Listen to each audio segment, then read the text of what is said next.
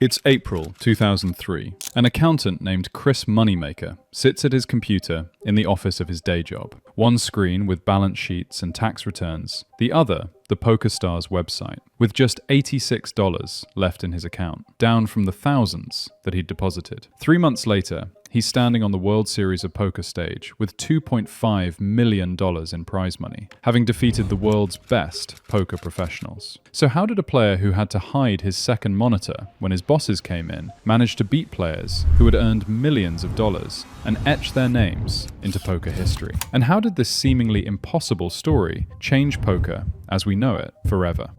It was a random Tuesday. Chris Moneymaker wasn't plotting to revolutionize the poker world, but instead make his way to his admittedly boring job. He was a simple accountant at a restaurant chain in Tennessee, secretly playing online poker on one monitor while crunching numbers on the other. His name might seem like he was destined for poker greatness, but his path to the World Series of Poker actually began because of a misunderstanding. Moneymaker was drowning in credit card debt and looking for a way out. Online poker had become his escape, a way to potentially earn some extra cash while maintaining his day job. He'd made a couple $100s here and there, but nothing big enough to make a dent in the minus numbers in his bank account. But when he logged onto PokerStars on that random Tuesday, he spotted a tournament with an $86 buy-in. To Moneymaker, this seemed like a reasonable investment with a potentially lucrative payoff, exactly what he needed to chip away at his mounting debt. But this was the last of his money. He needed to make it count. What Moneymaker didn't realize was that this particular tournament wasn't actually offering a cash prize. Instead, the top finishers would receive seats to the World Series of Poker main event in Las Vegas. Seats that held a value of over $10,000 with a prize pool of over $7 million,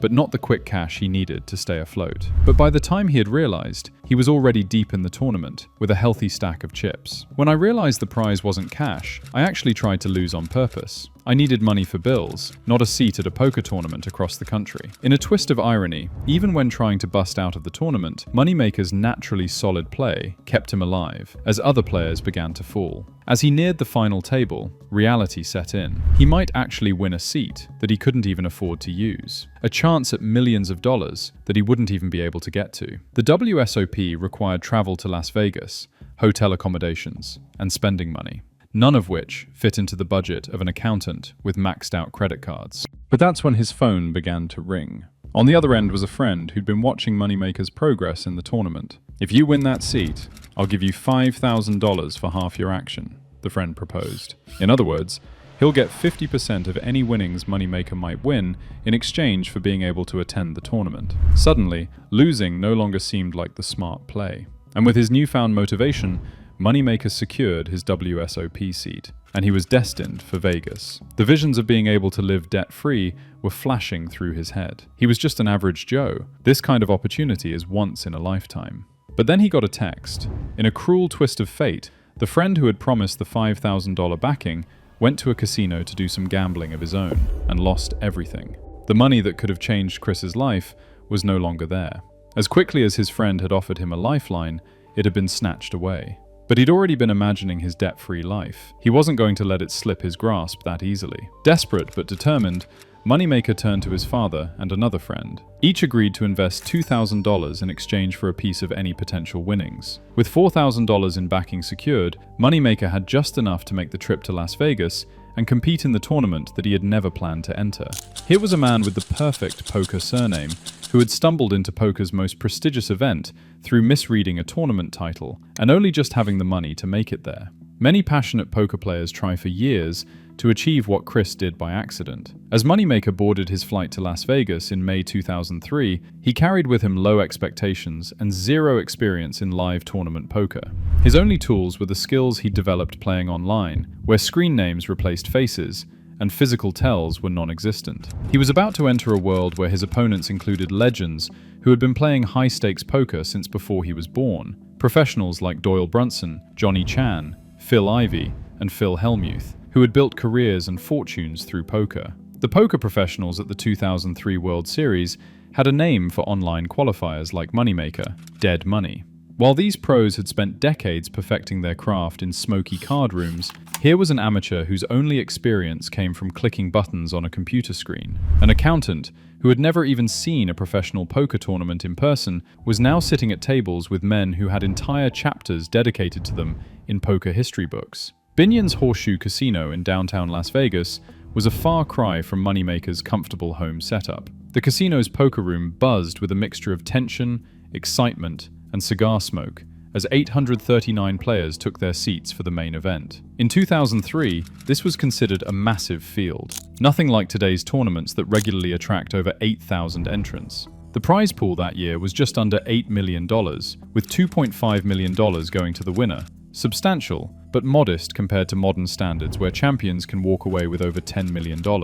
What Moneymaker lacked in experience, he made up for with the element of surprise. The professionals spent years studying each other's tendencies, picking up on subtle tells and patterns. They knew when Doyle Brunson was bluffing by the way he tapped his fingers, or when Phil Hellmuth had a monster hand by how he suddenly went quiet. But Moneymaker, he was a complete unknown, a blank slate that the pros couldn't read, and this anonymity became his secret weapon. When Moneymaker found himself at a table with his idol Johnny Chan, the two-time world champion immortalized in the movie Rounders, he was so starstruck that he completely froze. Chan had to nudge him, saying, "It's your turn to act." This moment of fanboy paralysis revealed just how out of place Moneymaker was in this environment.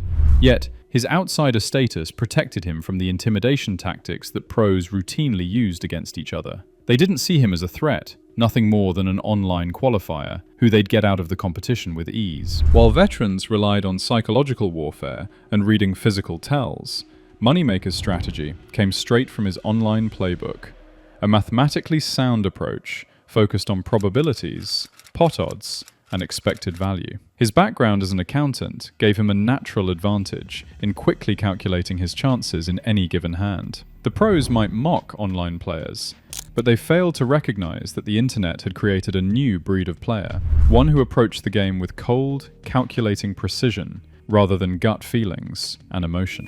As the tournament progressed, something unexpected happened. Rather than crumbling under pressure, Moneymaker began to thrive. His chip stack grew steadily as he navigated the field with surprising composure. The tournament structure in 2003 was more forgiving than today's fast-paced events, allowing Moneymaker time to adjust to live play. The turning point came during a now legendary hand against Phil Ivey, widely regarded as the most talented player in the world. With both players holding strong, but not extraordinary hands, they found themselves in a massive pot that would determine who controlled the table. There were now 10 players left in the tournament. This was all or nothing. Chris has ace-queen, another player had pocket tens, and Phil Ivey had pocket nines. He was the least favourite to win. But then something happened. 2 queens in the river. And suddenly, Moneymaker had an 82% chance of winning, but his opponents had no idea, thinking their 2 pair was a strong hand. Pocket tens checks. Moneymaker pushes with an additional $70,000. This could end up being a huge pot.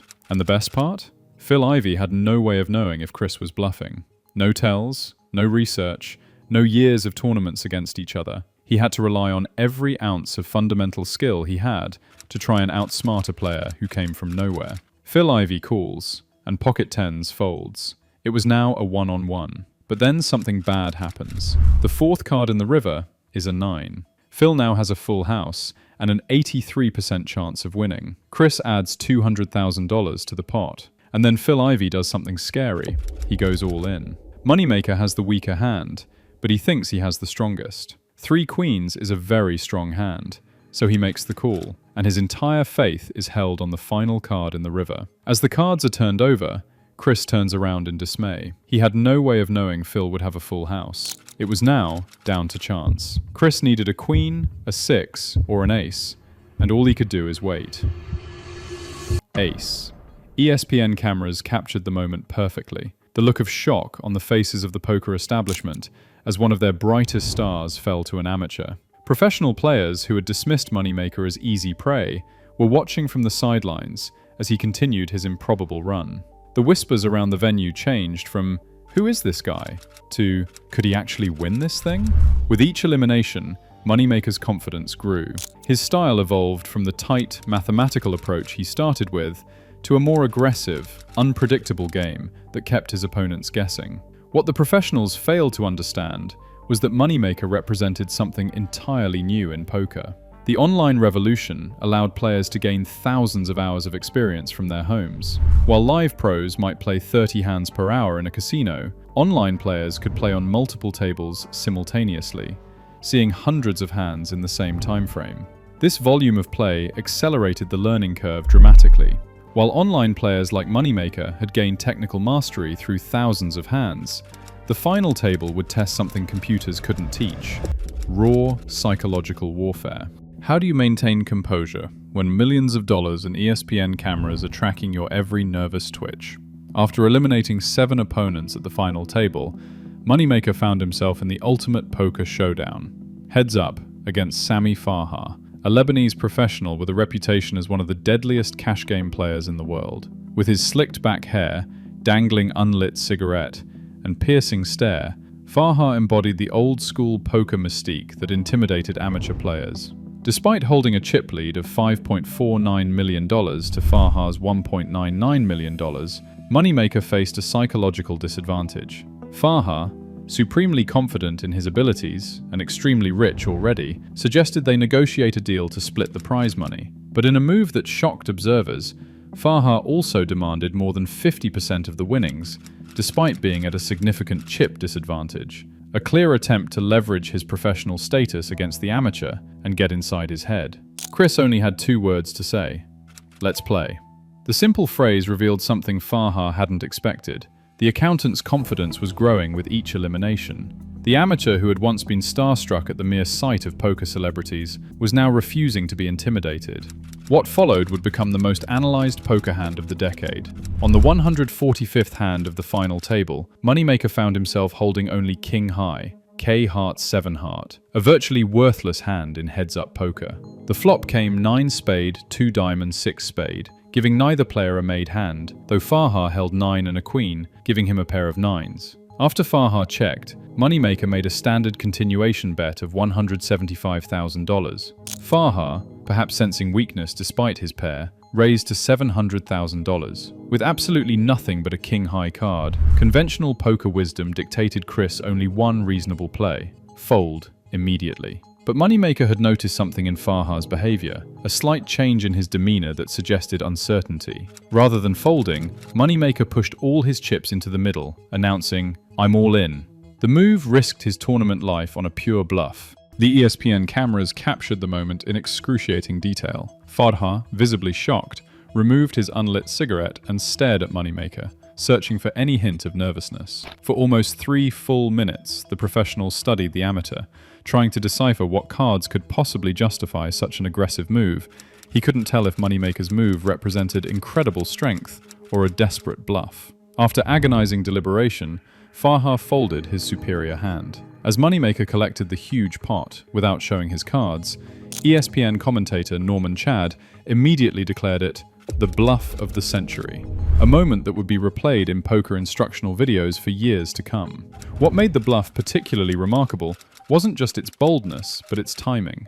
Moneymaker hadn't simply made a random, aggressive move. He'd carefully observed Farha's tendencies throughout their confrontation. He noticed that despite Farha's reputation for aggression, the professional had been playing cautiously against him, often folding to significant re-raises. The hand represented a complete role reversal in poker hierarchy. The amateur had outsmarted the seasoned pro.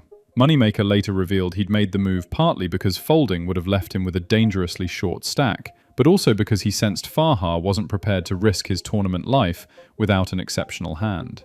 With just the 2 players left in the tournament, the clock had pushed well past 1:30 a.m. when the dealer prepared to distribute what would become the final hand of an extraordinary tournament. Neither player could have possibly imagined how the cards they were about to receive would forever alter the landscape of gambling.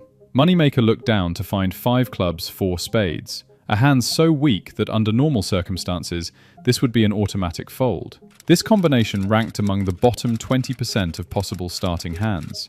Across the table, Farha received J hearts, 10 diamonds, a significantly stronger hand that most players would consider playable. The dealer methodically burned a card before spreading the flop: Jack of spades, 5 of spades, 4 of clubs. Farha hit top pair with his jack, a hand strong enough to make him confident, but not cautious. Meanwhile, Moneymaker had landed 2 pair, a deceptively powerful hand that remained invisible to everyone at the table.